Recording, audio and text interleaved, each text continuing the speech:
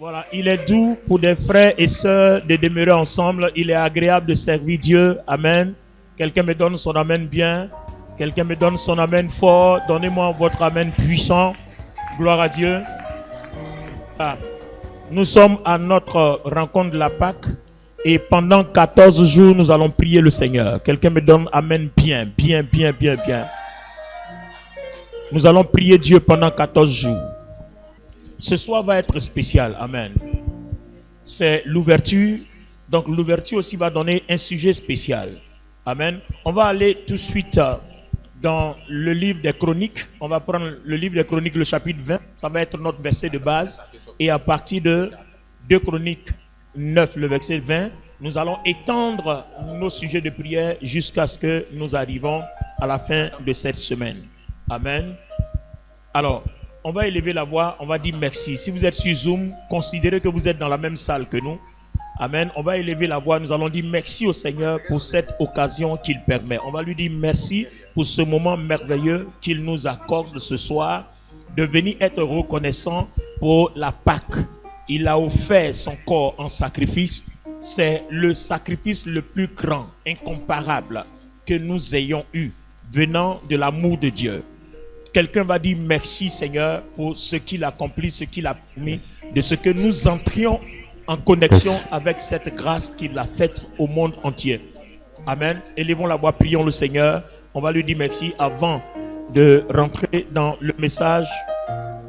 Seigneur, notre Père, notre Dieu, nous te disons merci. Nous te bénissons, nous te donnons toute gloire, nous te donnons tout honneur. Merci de prendre le contrôle du moment, merci de nous guider. Reçois nos louanges au nom du Seigneur Jésus-Christ. Un enfant de Dieu dit très fort Amen. Amen. Amen. Et Amen. Que Dieu soit glorifié. Est-ce qu'on peut acclamer le Seigneur? Amen, amen, amen, amen, amen, amen, amen, amen, amen, amen. Wow. Wow. Alors, on s'en va dans 2 Chroniques, le chapitre 9, le verset 20, ça va être notre verset de base. Et la question que nous allons poser à partir de 2 Chroniques 9, 20 va nous amener à travers toute la Bible pour comprendre ce que c'est que la Pâque, pourquoi le Seigneur Jésus-Christ a donné sa vie pour nous. Allons-y, 2 Chroniques, le chapitre 9, le verset 20. Tout le service à boisson du roi Salomon était en or, et toute la vaisselle du palais de la forêt du Liban en or fin. Car du temps du roi Salomon, l'argent était considéré comme un métal sans grande valeur. Amen. Alors, les amis, écoutez bien. Il y a juste ce passage biblique qui suscite une interrogation. Alléluia. Alors, quel est le temps du roi Salomon? Au temps du roi Salomon, il n'y avait pas encore eu le sacrifice de Jésus, notre Seigneur, à la croix. Alors, regardez à cette époque-là. Comparé à notre époque, la Bible dit la gloire de notre maison, c'est-à-dire de notre alliance sous Jésus-Christ, est plus grande que celle d'avant. C'est-à-dire celle sous laquelle Salomon était, celle sous laquelle David était, etc. et etc. Les amis, notre question est que nous avons la grâce de notre Seigneur Jésus-Christ, l'amour de Dieu le Père et la communication du Saint-Esprit qui, à cette époque de Salomon-là, n'existait pas encore. C'était pas encore activé parce que le sacrifice qui devait permettre la grâce de Jésus, l'amour du Père, la communication du Saint-Esprit n'était pas encore effectué. Et à ce moment-là, des gens sont bénis de façon incommensurable. Alors, notre question est là. Comment ils font pour être aussi puissants sous une alliance inférieure, alors que nous sommes très faibles sous une alliance supérieure? Voici tout le problème. Si on peut essayer de bien analyser cette question, on va comprendre la Pâque. Amen. Alors, quand nous avons étudié Jean, le chapitre 10, nous avons compris que le Seigneur dit « Je suis le vrai berger, le bon berger.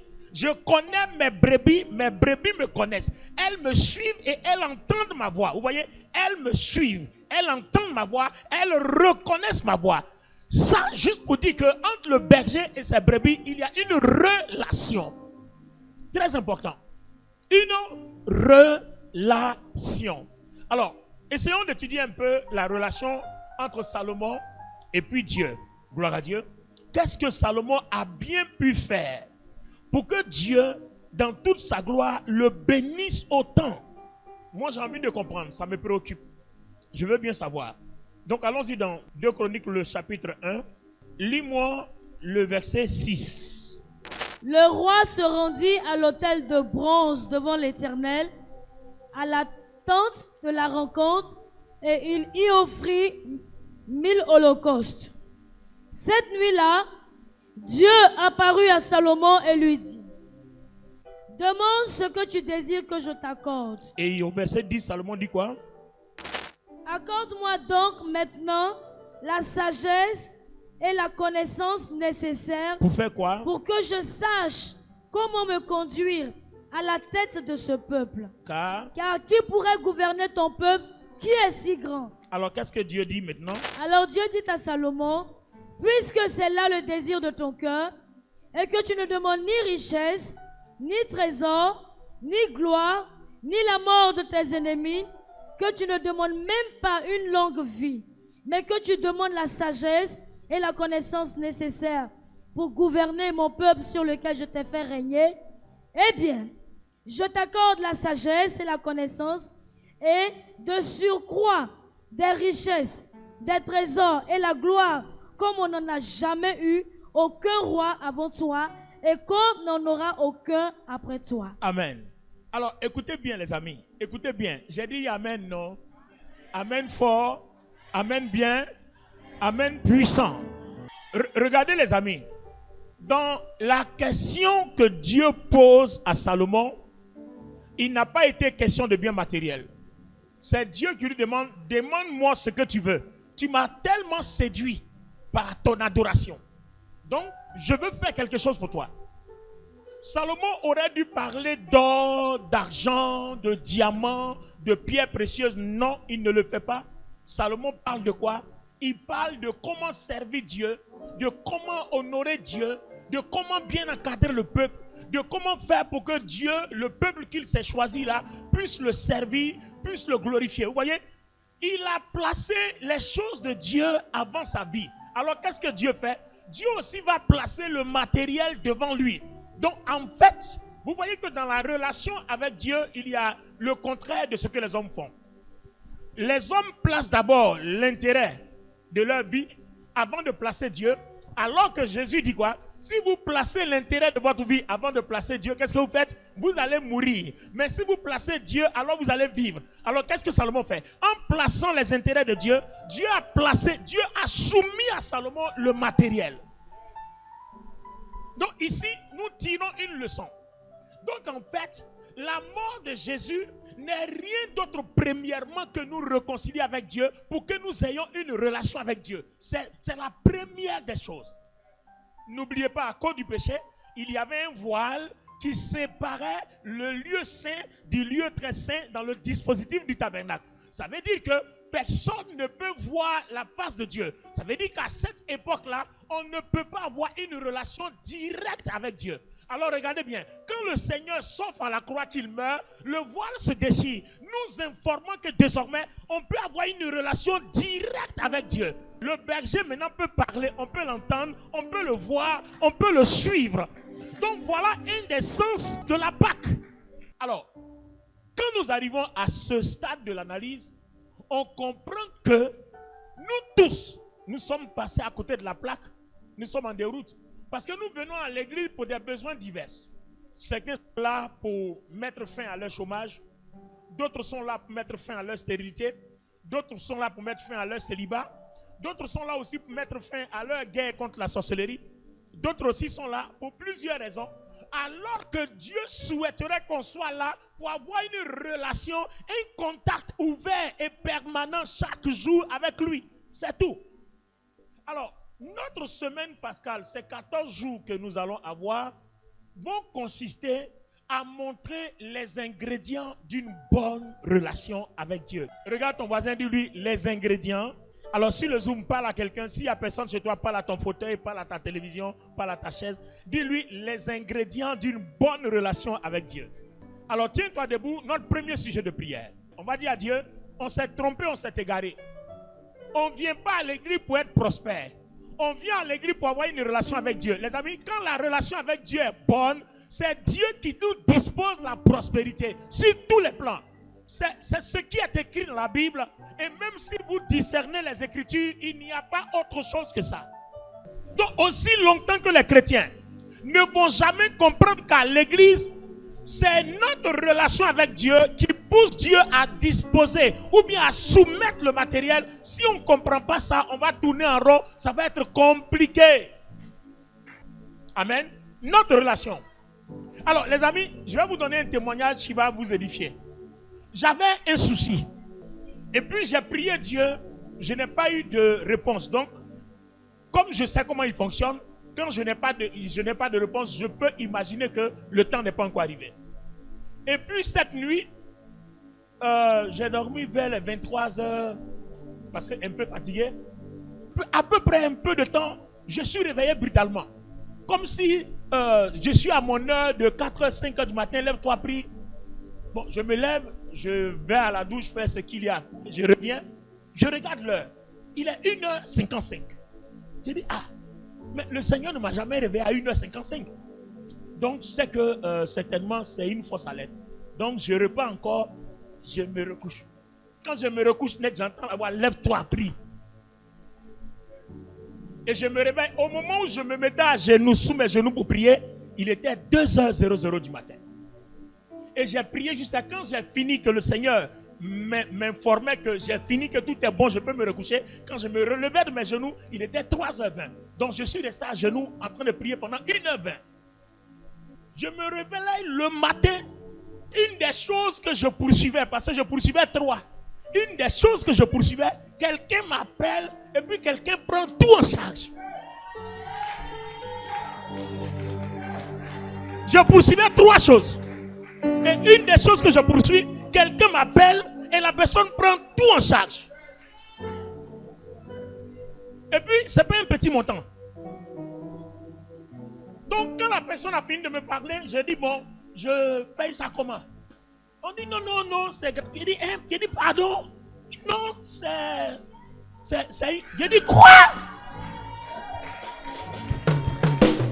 Donc, tout de suite, ça m'a rappelé que le Seigneur devrait faire quelque chose.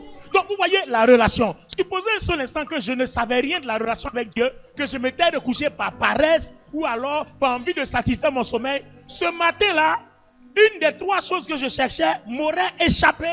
Crie avec moi ma relation avec Dieu. Oh, dis très fort ma relation avec Dieu. Alors lève la main droite. Nous allons dire à Dieu, nous venons à lui. On comprend aujourd'hui que le Christ est mort pour que nous ayons une relation avec lui. On va demander à Dieu de nous aider à incliner notre cœur, à aimer d'abord les choses de Dieu avant les choses matérielles, avant nos choses. On comprend que c'est ce que Salomon a fait. C'était son secret. En fait, Dieu n'a pas donné le matériel pour accompagner Salomon, mais il a soumis l'argent à Salomon au point que l'argent n'a aucune valeur. Il a soumis l'argent à Salomon. Aïe! Prions le Seigneur, parlons à Dieu. Seigneur, glorifie ton nom et que ton nom soit honoré en Oh, merci Seigneur. Que ton nom soit Merci honoré, Seigneur. Adonai. Merci Seigneur. Que Que quelqu'un soit dévoué à la prière. Merci Seigneur. Pendant cette semaine pascale, nous cherchons une communion, une relation avec Dieu. Nous cherchons une relation avec Dieu. Les amis, nous cherchons une relation avec Dieu. Et c'est pour cette relation avec Dieu que le Christ est mort à la croix. Il n'est pas mort pour que nous ayons des habits, mais il est mort pour que nous ayons une relation. Et c'est notre relation qui nous donne des habits. Notre relation nous donne des enfants. Notre relation nous donne de l'or, de l'argent, du diamant, des pierres précieuses. Notre relation fait que Dieu soumet le matériel à nos vies. Il soumet tout ce qui est charnel. Il soumet tout ce qui est humain. Il soumet tout besoin matériel à nos vies. Parle au Seigneur. Prie véritablement. Le Christ est mort pour que nous ayons une relation directe avec Dieu. En son nom, par son sacrifice. Kerebo shakalaba. Les brodobo shakababa yandala. Que ton nom soit glorifié. Gloire te soit rendue, magnificence te soit rendue. Au nom puissant de Jésus-Christ de Nazareth. gloire, gloire, gloire, gloire, gloire, gloire, gloire, gloire. Seigneur, et par ce Saint-Esprit de Dieu, tous ceux qui ne t'honorent pas, Adonai, Saint-Esprit de Dieu, Amen. fais de même pour moi. Amen. Regardez ce que Colossiens 3, 2 dit dans la version Louis II. Amen. Affectionnez-vous aux choses d'en haut et non à celles qui sont sur la terre. Car vous êtes morts et cachés avec Christ en Dieu. C'est fort. Notre vie est cachée avec Jésus-Christ en Dieu. Alors, dites-moi, comment toi tu es en Dieu et puis tu vas appeler le matériel en Dieu? Ça n'existe pas. C'est le surnaturel, le spirituel qui fonctionne en Dieu. Et quand le surnaturel fonctionne, quand le surnaturel parle, le matériel se soumet au surnaturel. Parce que c'est la voix du surnaturel qui crée le matériel. Donc, vous voyez, dans notre relation avec Dieu, il y a un paramètre qu'on ne doit pas oublier. Toi et moi, pendant que nous vivons, nous marchons comme ça, spirituellement, nous sommes cachés en Dieu de par Christ. Je veux la version parole vivante. Donnez-moi la version parole vivante. Affectionnez-vous aux choses d'en haut. Focalisez vos pensées. Ah! Tu as vu, non? Et gardez-les focalisées sur les choses les plus élevées. Et non à celles qui sont sur la terre. Donc, en fait, les choses les plus élevées, c'est la relation que nous avons avec Dieu. Les choses les plus élevées, c'est plus élevé que l'argent, c'est plus élevé que l'or, c'est plus élevé que la mort, c'est plus élevé que tout. Donc nos pensées, nos pensées doivent être dirigées vers les choses les plus élevées. Donc en fait, le matériel, l'or et l'argent, ce sont les choses inférieures. Or, les choses élevées ordonnent et commandent et font apparaître les choses inférieures. Donc, tant que tes pensées ne sont pas connectées aux choses élevées, les choses inférieures ne seront jamais soumises à toi, ne t'obéiront jamais. Est-ce qu'on peut acclamer la parole de Dieu? Come on! Aïe, aïe, aïe, aïe, aïe, aïe, aïe, aïe. Nos pensées. Alors, chaque jour, quand tu te lèves, quelles sont tes pensées? Tu veux payer tes factures. C'est ça qui te préoccupe. Tu cours à gauche, tu cours à droite. Chaque jour, quand tu te lèves, tu veux faire quoi? Tu veux te marier. Ou bien tu veux avoir un enfant. Ou bien c'est ça tes pensées. Et c'est le problème. Vous voyez, ce genre de pensée nous déconnecte de Dieu. Alors que quand tu te lèves le matin, si tu peux élever la voix, Seigneur, qu'est-ce que je dois faire pour être utile entre tes mains? Vous voyez, focalisons nos pensées vers les choses élevées. Parce que lui, second dit que nous sommes cachés avec Christ en Dieu. Donc en Dieu, on est dans les choses élevées. C'est les choses surnaturelles. Lève une main vers le Seigneur. On va dire au Seigneur, je me suis trompé. Mes pensées m'ont trompé. Et ça, à cause de mes mauvaises pensées, le Saint-Esprit n'habite pas en permanence en moi. Et ça fait que les choses matérielles ne sont pas soumises à ma vie. Seigneur, je les appelle aujourd'hui. Je change la direction de mes pensées. Seigneur, merci. Inonde mes pensées. Je te soumets mes pensées, Saint-Esprit de Dieu. Inonde mes pensées. Dirige-les. Parce que le Christ est mort à la croix. Pas pour que j'ai une réjouissance dans les maquis ou alors avoir seulement de belles voitures, de belles maisons. C'est des témoignages. Mais si mes pensées sont dirigées vers les choses élevées, alors les belles voitures et les belles maisons me seront soumises.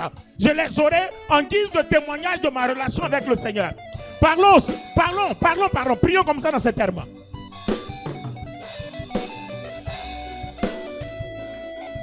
C'est toi qui décides dans ma vie qu'est-ce que je dois faire. Père, je glorifie ton nom, Père, parce que tu prends le contrôle. Je glorifie ton nom, Père, parce que tu agis. Que ton nom soit honoré, que ton nom soit glorifié. Seigneur, manifeste-toi, Saint-Esprit de Dieu. Commençons à dire Amen. Commençons à dire Amen. Alléluia. Est-ce que quelqu'un comprend où on s'en va à cette Pâque? Amen. Parce qu'il faut qu'on comprenne la Pâque autrement. La Pâque n'est pas une célébration où nous venons faire la fête et puis quand on finit la fête, c'est terminé. Non, ce n'est pas comme ça que ça se passe. La Pâque n'est pas une simple fête. La Pâque est un changement de cap. Nos pensées, changement de cap. Nos mentalités, changement de cap. Nos cœurs, changement de cap. Nos comportements, changement de cap. Nos âmes qui doivent conclure une véritable relation avec le Seigneur. Amen. C'est dans les lieux élevés, c'est le surnaturel qui commande au matériel de se soumettre à nous. Donc si tu n'as pas de relation avec le surnaturel, rien ne commandera au matériel de se soumettre à toi. Voilà tout le secret. Tout le secret se trouve dans une relation avec Dieu. Donc, retenez que la Pâque, c'est l'ouverture des portes et des fenêtres du ciel pour que nous soyons directement en relation avec Dieu. C'est pour ça que Paul bénissait en disant que la grâce de notre Seigneur Jésus, que l'amour de Dieu le Père, et puis il dit quoi? Que la communication du Saint-Esprit. Vous voyez, une relation, un échange entre homme et Dieu, entre chair et esprit, jusqu'à ce que nos pensées réfléchissent comme Dieu. Important, très important. Alors, Matthieu 6, 33, on va prier avec. Il dit, cherchez premièrement le royaume et sa justice, et le reste vous sera donné. C'est la même chose. Hein. Vous voyez que ça confirme bien Colossiens 3. Donc, si nos pensées sont focalisées pour le bien du royaume de Dieu d'abord, pour la justice de Dieu d'abord, alors le matériel nous sera soumis et nous sera accordé. Donc, vous voyez qu'en fait, il y a dans la relation avec Dieu un mot important qu'on appelle principe. Il y a un principe très important. Il y a un principe important. Le principe dit que quand tu es attaché au royaume, que tu désires d'abord la réalisation des choses du royaume, quand tu es attaché à la justice de Dieu et que ton cœur, ta vie satisfait la justice de Dieu, maintenant le royaume et la justice vont satisfaire ta chair en te donnant l'or, en te donnant l'argent, en te donnant le voyage, le mariage, l'enfant, tout ce qu'il faut. Donc, vous voyez que c'est un principe. C'est comme une règle d'or. C'est un principe. Donc, si vous n'obéissez pas à ce principe, ne pensez pas que c'est parce que vous priez 70 heures par jour que Dieu vous exauce. Non. Vous avez une relation, mais dans les normes d'un principe. Alléluia. Alors, mets la main droite sur la tête. Et tu vas proclamer sur ta vie. Tu vas dire à Dieu qu'à partir d'aujourd'hui, toute ta vie, ton cœur, ton âme et ta pensée vont converger vers le royaume, sa justice, et vont établir ce principe-là dans ton cœur, dans ton âme et dans ta pensée. Ce principe-là doit être un mode de vie. Prions le Seigneur au nom de Jésus.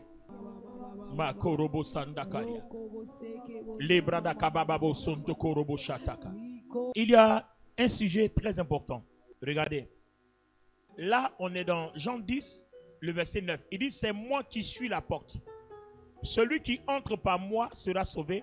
Il pourra aller et venir librement. Il trouvera de quoi se nourrir. Le voleur vient seulement pour voler, pour tuer, pour détruire. Moi, je suis venu afin que les hommes aient la vie, une vie abondante. Amen. Alors, on va proclamer. Lève la main droite. Alors, la puissance de la proclamation, c'est la puissance de ta pensée. C'est-à-dire, ce que tu déclares, ta pensée voit s'accomplir. Donc, la puissance de la proclamation, ce n'est pas la récitation. Quand je te dis proclame, tu ne récites pas après moi. Ta pensée voit ce qui est en train d'être dit parce que c'est un décret que tu libères sur ta vie. Alors, mets la main droite sur ta tête. Dis avec moi, Seigneur, à partir de ce soir, ouverture de la semaine pascale, je déclare au nom puissant de Jésus que la main du Seigneur enveloppe ma vie. Les tentatives de l'ennemi sont brisées. Regardez la force de la proclamation. Pendant que tu répètes ces paroles, il faut que ton esprit, tes pensées voient. Parce que ce que tes pensées voient, je crois, il faut que je vous explique ce secret. Ce que tes pensées voient, c'est ce que ton esprit voit. Et tout ce que ton esprit voit, il les communique à tes pensées. Donc vous devez comprendre que c'est comme ça que le surnaturel fonctionne. C'est une des choses en tout cas. Ce que tes pensées voient sont communiquées directement à ton esprit. Amen. Parce que les pensées, c'est le monde de l'esprit. Vous devez comprendre. D'accord? Il y a beaucoup de versets qui le confirment dans la Bible. Les pensées, c'est le monde de l'esprit. Pourquoi Dieu dit, vous avez de mauvaises pensées et vos pensées me hantent, vos pensées me fatiguent? Pourquoi? Parce que ce que tu fais entrer rentre en connexion avec Dieu. Et comme tu es en relation avec Dieu et que tu es dans Dieu avec le Christ, ça le dérange. Donc, il ne veut pas ces pensées-là. Est-ce que vous comprenez? Donc maintenant, ce que tu vas déclarer, vois-le dans tes pensées. C'est automatiquement communiqué, connecté à l'esprit. Et vous allez voir, c'est à partir de cet instant-là que quelque chose se produit. Pourquoi? Ce que vous déliez ici est délié au ciel. Mais il faut connecter au ciel ce que tu délies sur la terre. Donc tes pensées, la force de tes pensées, ça va jouer dans ces proclamations. Mets la main sur la tête. Seigneur Jésus, tu déclares dans Jean 10, le verset 9, que je peux aller et venir librement et je trouverai de quoi me nourrir. Tu as dit que si je t'appartiens, je suis sauvé. Je pourrais aller par là. Je pourrais aller par-ci. Librement. Librement. Je déclare et je décrète sur ma vie l'autorité qui confère la vérité, qui confère la liberté, qui confère la grâce. Commence à prophétiser maintenant. Déclare. Et pendant que tu déclares, non, ne pas même pas les mains, mets la main sur la tête et déclare. Pendant que tu déclares, vois dans tes pensées. Vois dans tes pensées. Ce que tu déclares, vois dans tes pensées se réaliser. Vois-le dans tes pensées se réaliser. Vous allez voir, c'est une force. C'est une force dans la prière. Tout ce que tu déclares maintenant, vois-le dans les pensées. Vois-le dans les pensées. Vois-le dans les pensées. Vois-le dans les pensées. C'est une force. Kambasalayanda kabarabo.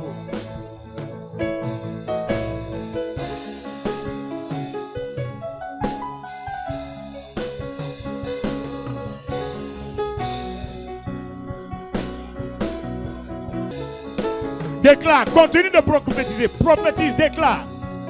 Déclare. Vois ce que tu dis dans tes pensées. C'est une affaire de relation. C'est une affaire de relation avec Dieu. Vois ce que tu dis.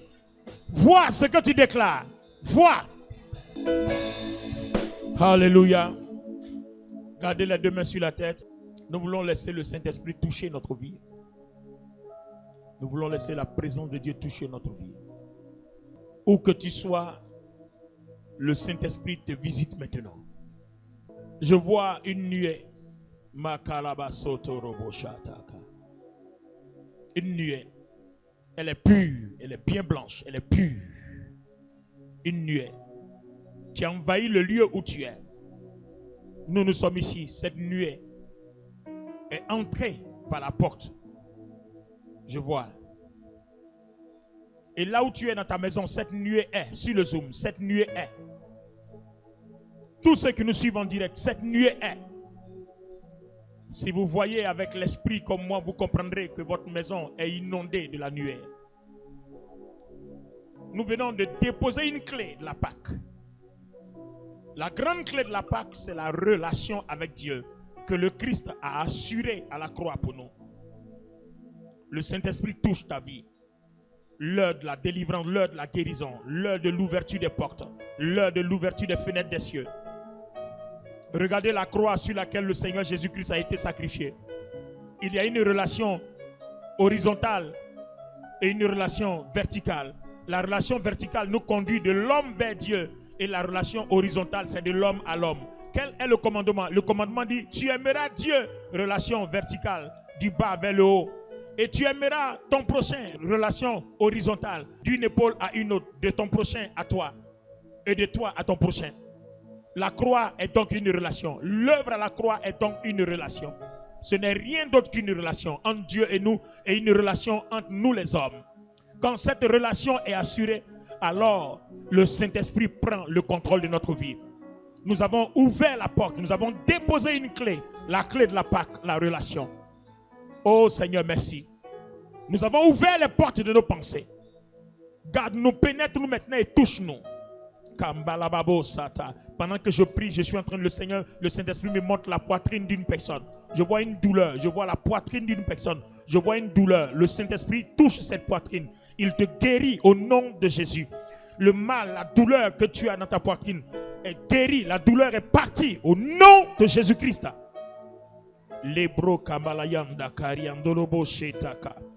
La relation, c'est la meilleure des choses. La relation, c'est le trésor que nous avons. La relation, c'est la grâce que nous avons. La relation, c'est la force que nous avons. La relation, c'est la bénédiction que nous avons. La relation avec Dieu. Quand les portes sont ouvertes entre Dieu et nous, les portes sont ouvertes entre nous et notre prochain. Mokasaka. Et si vous voyez, entre la relation de l'homme vers Dieu, la relation verticale, et la relation de l'homme à l'homme, il y a la tête. Et cette tête-là, c'est le Christ. C'est lui le point central. La tête du corps qui dirige et qui pilote cette relation. Tout passe par lui. C'est pour ça que Colossiens dit, nous sommes cachés avec le Christ en Dieu. Kombo sakabalayanda korianda lababo. Makasa kalayanda.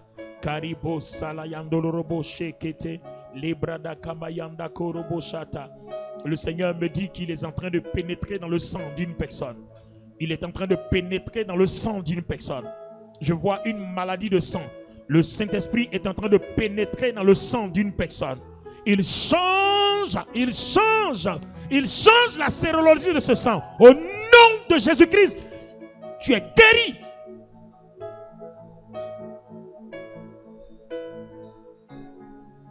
Tout ce qui est hépatite, tout ce qui est VIH, le Saint-Esprit a pénétré le sang d'une personne. Ces deux maladies sont foudroyées et consumées par le feu de la puissance de Dieu. Tu es guéri au nom de Jésus.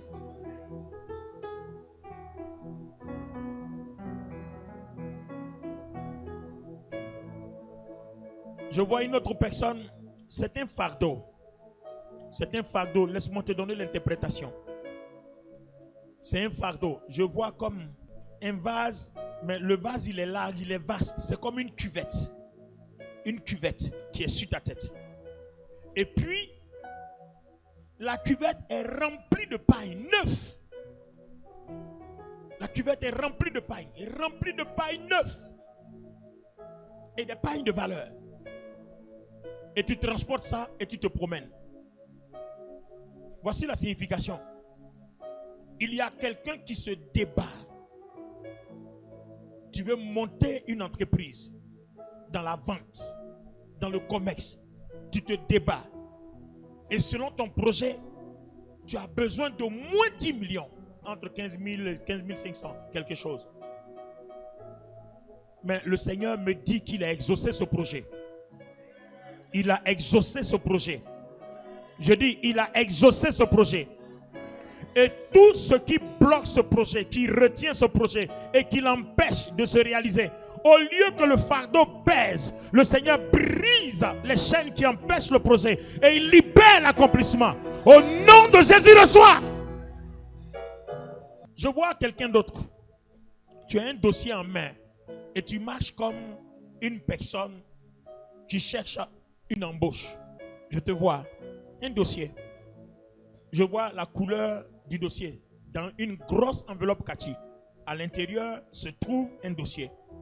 Et tu postules. Tu postules pour un emploi. Et le Saint-Esprit est en train de me dire que tu as beaucoup postulé sans suite. Alors le Seigneur me dit, il est temps pour toi de changer de sujet de prière.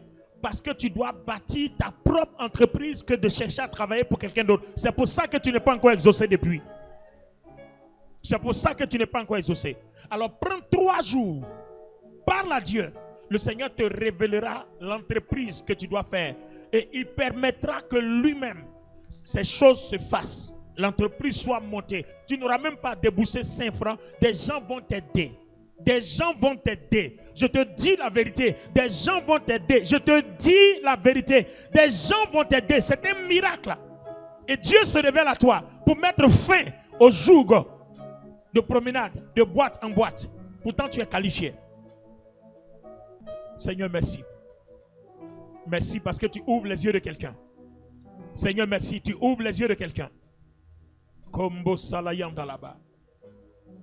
Karababo shatakaria.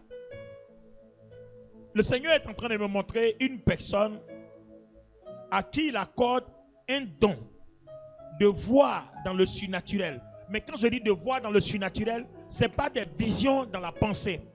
Tes yeux seront ouverts et tu verras comme Étienne, le Fils de Dieu, assis sur le trône à la droite de Dieu. Et pendant que je suis en train de parler, cette onction-là est en train de toucher ta vie. Cette gloire est en train de faire tomber les écailles de tes yeux. Cette gloire est en train de distiller tes yeux. La lumière de Dieu est en train de distiller tes yeux. Tu vas voir. Alors dis-moi, j'ai un appel que Dieu te lance. Dieu va te donner d'être une personne de prière. Tout ce que tu vas voir, quand tu vas élever la voix, cela va s'accomplir. C'est une mission. C'est une charge que Dieu t'accorde. Par toi, il va toucher des personnes. Il va te montrer des zones, des endroits, des personnes pour lesquelles tu dois prier. Et quand tu vas élever la voix, sans même que tu bouges, ces gens-là vont être évangélisés. Ces gens-là vont être convertis. Ces gens-là vont être guéris. Le Saint-Esprit va se servir de tes prières pour visiter des gens, pour toucher leur vie, même dans leur maison, dans leur travail. Partout, le Saint-Esprit va toucher leur vie. Et pendant que je suis en train de parler, la gloire de Dieu est en train de toucher ta vie. La puissance de Dieu est en train de toucher ta vie. L'onction de Dieu tombe sur toi, touche ta vie. Gardons les deux mains levées. Je vois comme des fines nuées qui sont en train de descendre comme ça. Le Seigneur me dit, c'est la grâce abondante. La grâce abondante. Des épaisses nuées. Ça tombe sous forme de pluie. Vous voyez, des petites averses qui tombent sous forme de pluie. Tu peux même marcher, ça te mouille, mais ça ne t'empêche pas de faire ce que tu as à faire. Le Seigneur me dit, c'est la grâce. Et le Seigneur me dit qu'à partir de ce moment, tous ceux qui vont prendre ce moment au sérieux et qui vont prier jusqu'à cette Pâque, je ne sais pas pourquoi le Seigneur fait ça. Est-ce que c'est la quatrième Pâque avant que les temps difficiles soient vraiment difficiles pour l'église sur terre? Mais il dit qu'il va accorder une grâce surabondante à son église. Parle seulement pour notre église, je parle du corps de Christ. Le Seigneur me montre le corps de Christ. Une grâce surabondante. Et moi je sais une chose. Quand il y a une grâce surabondante, ça veut dire que ça doit faire face à des moments difficiles, face auxquels on doit tenir, on doit résister. Alors il nous accorde la grâce pour que malgré ce qu'on nous empêche de profiter, partout où on va nous fermer la porte, le Seigneur va faire de telle sorte qu'on puisse quand même vivre.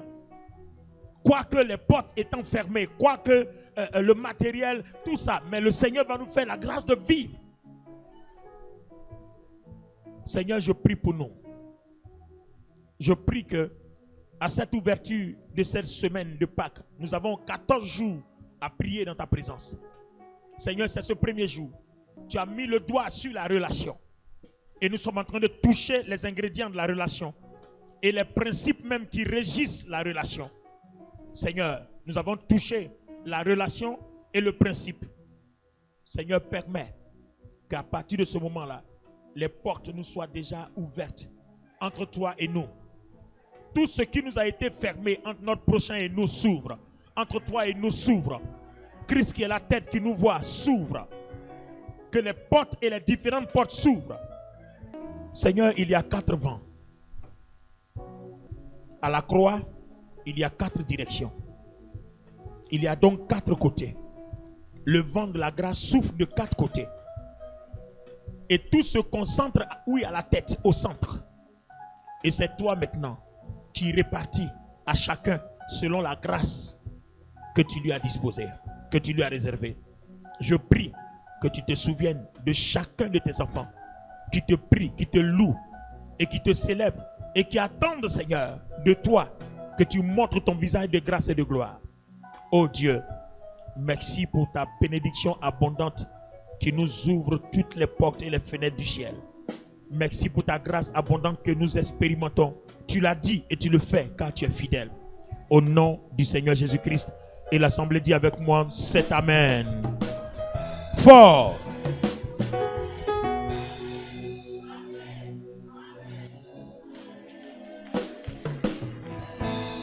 Est-ce que tu peux acclamer très fort le Seigneur?